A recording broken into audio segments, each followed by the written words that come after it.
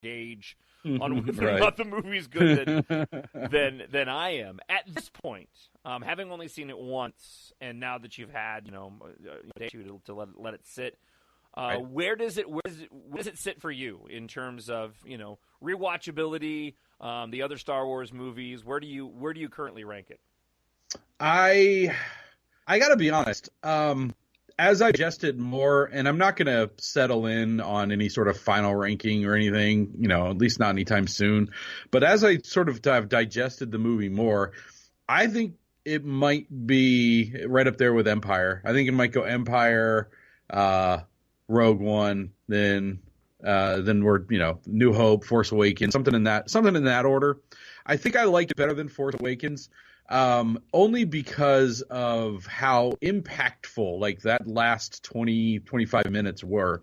It was that last quarter of the movie, third of the movie, whatever, was just fantastic. And one of the better acts in any movie that I've seen in a long time. Not even a Star Wars movie, non-Star Wars movie, whatever. It was really, really perfect. I mean, the pacing and the emotional impact and the action and the dialogue, and it just was phenomenal third half of that film. And that's not even taking it out of the Star Wars universe and just putting it in the universe of films that I've seen in a long time. It is one of the best movies I've seen in a long time. Well, and it did something that movies don't normally do. And I mean, I'm not even just talking Star Wars movies. I'm just talking movies in general. I mean, it ran the action all the way up to the credits. I mean, it left you almost breathless. There was Right. no moment until the bam when the credits roll to stop and catch your breath. And I couldn't tell you.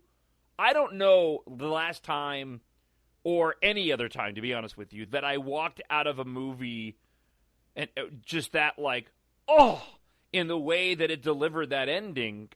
Most movies give you, I mean, even just a fraction to breathe. And this Right. one I thought was And that's really brave in not doing that. And that's what, the way they ended that movie, I feel like they really took advantage of being part of a longer story, being part of a saga, because they took advantage of the fact that everybody knows what came next.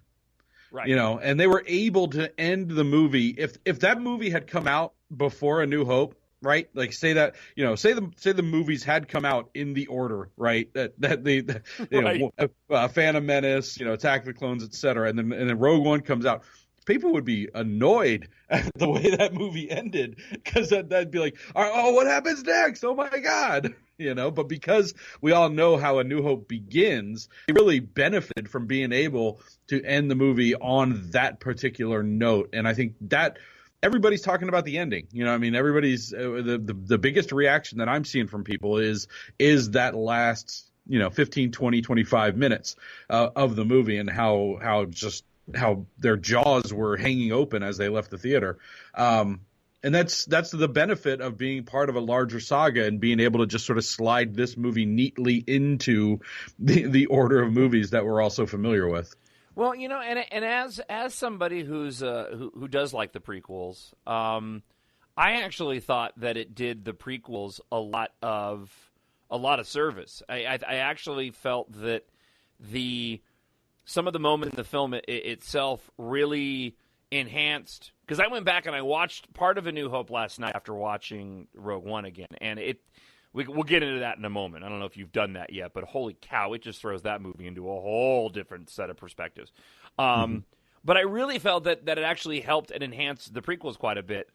Simply, it kind of bridged the gap, because I felt like it was a very good mix of A New Hope and sort of prequel style in the way that it was filmed, and some of the CGI use that was done. And I know this sounds weird, but just aesthetically, I felt like it connected both of the trilogies in a way that George Lucas didn't. And I felt that even with Vader, it really helped in the way that they portrayed Vader in Rogue One.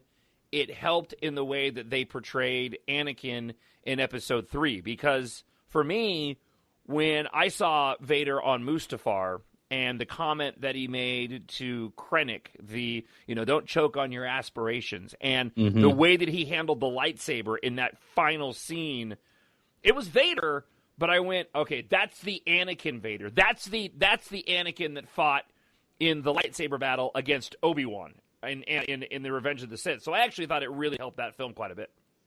Well, I can't really go there with you because I get what you're saying, but to me, and while I of the prequels, Revenge of the Sith to me is the best one by far and definitely the most watchable. But just because it puts some things about those prequels in a better context, doesn't make them more watchable to me. Right. Sure. As films, as standalone movies, they are flawed. They are flawed. And I have a tough time, maybe this is what prevents me from becoming, the super fan that you are. I have a tough time watching those and then and consuming them as part of some bigger context because they still are films. They're still 90-minute movies, 2-hour movies that want my attention and they're flawed. Yeah. And you see, and for me, I already like them. I already enjoy them. To me, it adds to the mythology. It adds something else to think about when you're watching. And in terms of attitude and style, I thought it was a good. And almost you don't get that because you're never going to get that except in a movie like this because the Vader in the original trilogy is very different from the Anakin at the end of the prequel trilogy. The other, keeping with this though, probably my favorite moment in the movie itself was when Krennic flew to Mustafar and we saw Vader's castle. We saw, Anakin in the back-to-tank, right. That brief shot. That was so cool. Which was actually more, when I seeing it the second time around, it was longer than I remembered. You actually get a pretty decent shot of them from the back of him coming out of the back-to-tank and then the side of his head coming up. And it's clearly, and I don't know if you know this or not, but there was some in a behind-the-scenes video that was released. There was somebody who was in the suit of that really woolly mammoth-looking dude, the guy that had the long white hair. That was one of Saw Gerrera's terrorists. He was in a video, and in the background, you can see the dummy of Anakin hanging there as a prop, and then they had pictures on the wall behind it of him in the back-to-tank with all the limbs cut off, and so that's what prompted a bunch of speculation that the back-to-tank was going to have him in it. So a bunch of the fans knew that scene was coming, and we saw that shot in the trailer. And so I thought, again, bridging the two, I thought that was a very nice bridge. But be that as it may, I loved the idea that Vader is, because you always wonder, what are these guys doing in their downtime? Is Vader chilling out, on Empire flicks in right? I mean, what is he? And you kind of go, wow, he's just chilling in a back-to-tank, looking over the lava flow field on Mustafar. That's sad. I really thought that added a lot to the mythology. I thought that was really cool. Yeah. Well, I mean, and if you think about where that is in the timeline, he's probably still. That would be 15 years after Revenge of the Sith, right? If you're gonna assume that Luke and Leia are young adults at that time, maybe. Yeah, it would have been about 19 years because she's supposed to be 19 in I believe she's supposed to be 19 in A New Hope. Yeah, okay, so yeah, I guess that is a long. I don't know, by galactic universe rules, I don't know how long of a time that is, but I imagine that Anakin still has to spend a good amount of time being medically handled and treated for the injuries he suffered at the hands of Obi-Wan. So right. That's kind of how I looked at that. He's that's where he gathers his strength. That's how he becomes strong. He spends a lot of time in the back-to-tank. Well, and when you consider, and I've heard the fans talking about this quite a bit, and it makes sense. There's no proof to this; it's just sort of speculation. But if you go through the original trilogy and the back-to-tank is supposed to heal, so if you keep that in mind, if he's in the back to tank all the time, and then you look at him in Empire Strikes Back, and he's in the antechamber on the Star Destroyer, you can see the helmet go down over his head, and his head looks a little better. And then by the time you see him in Return of the Jedi, he's an old man, but he's kind of cleared up a bit. Again, it lends to that mythology that maybe all the back to tanks have been healing him throughout all these years. And again, it's just complete side note, just interesting, interesting additions to the mythology. And I wasn't expecting this movie was going to be doing any of that, and I'm kind of glad that it did. Yeah, well, and that's why it feels more like a movie than an anthology.